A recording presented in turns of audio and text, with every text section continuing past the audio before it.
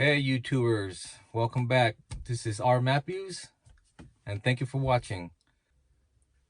I don't usually just copy stuff on TV and put it out there, but since this pandemic is out, I like to share it on YouTube because a lot of country out there don't have cable network. So they're using YouTube as a medium to watch things around the world, at what's going on, the current events.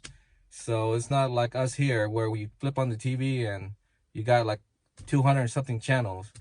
So this is for you guys out there that are just watching YouTube to get your guys news. Just recorded some stuff on CNN and I like to share with you guys how the COVID-19 spreads when you're at the restaurant or in public spaces. How if somebody sneezes or cough, how it gets all over with the help of a scientific experiment. Put some in, and should I rub it all together as well? This yellow-tinted goo is a mixture of petroleum jelly and fluorescent solution. Under ultraviolet light, this will glow. Okay, and that's going to simulate germs on my hand. Correct. So this will simulate contact spread, from you to other things that you touch and maybe touched by someone else. Dr. Patrick Hughes is an ER doctor who oversees the emergency medicine simulation program at Florida Atlantic University. Hi, ladies. Hi. He invited us to lunch, designating me the so-called spreader, so we could see how germs on my hand, which could be coronavirus droplets, could spread in a restaurant setting. At our table, we keep our masks on to protect ourselves and each other. For you. Thank you so much. Yeah, sure, thanks. I pour water for everyone at the table. This is great. Thanks for having us for lunch. Sure. And pass around the food, wondering if I'm passing around the virus too.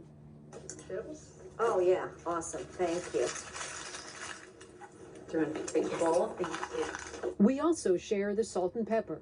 Then it's time to turn on the ultraviolet lights to see what I may have spread. Remember, I was the only one with what could have been the virus on my hand. You didn't have any germs on you. I was the spreader. So when you look at my hands and look how it transferred to some of you just by sharing items at the table or a knife in this case or a water glass. I mean, even it only takes a little bit, right, to make somebody else sick.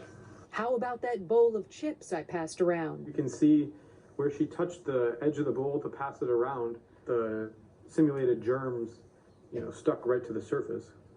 And then everybody else touches the bowl. Same with the salt and pepper shakers and the pitcher of water. There was contact spread on the cups and menus too, even my lunch friends. This is the spot where when Randy came in to have lunch with her friends, she touched right on the shoulder just to greet everybody, and you can see the outline of her palm print, her handprint right on the shirt. It's quite scary, the amount of spread that one person can have in a room like that. We also wanted to see what would happen if you're out for lunch or dinner with a friend or your family at a restaurant and somebody coughs. So let's turn out the lights and let's see the cough. There were now more droplets on the bowl of chips, the menus, and the water pitcher too. Look at what happened to the fork after that simulated cough. Those would be real germs if that was a real cough. On my fork, I would have picked up the fork, not being able to see those germs with the naked eye. Even the woman sitting to my right, several feet away from the mannequin that coughed, had droplets on her face. You can see it's on her face, her glasses, her mask. If she wasn't wearing a mask, she would have breathed it in. Correct. Well, thank you so much to Randy for that report. And joining me now is Dr. Rob Davidson. He's an emergency room physician and executive director of the Committee to Protect Medicare.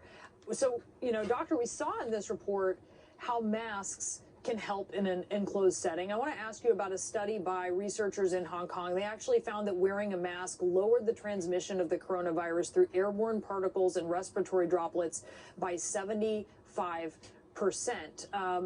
Is that what you would expect, and what does that tell us about how people should be wearing them? Absolutely, that is something that could be expected. It's nice to see some experimental evidence of this. And really, the CDC has been advocating for this for quite some time. Initially, there were mixed messages coming out officially. Now officially, all of the organizations, public health entities worldwide are advocating for this. So yeah, I mean, I wear a mask when I go to any public space. I bring a mask with me, even in a very rural area when I go on a walk, just in case I can't avoid coming in near proximity to individuals. And I think everyone should. Well, here I am in my car, just thinking about all this crazy pandemic where we can't go anywhere, where it's not safe. It's not going to be safe until they find the magic pill, until they find the antidote. So for now, be careful, wear your mask. Always be aware of what you're touching, where your hands, you know, just be aware.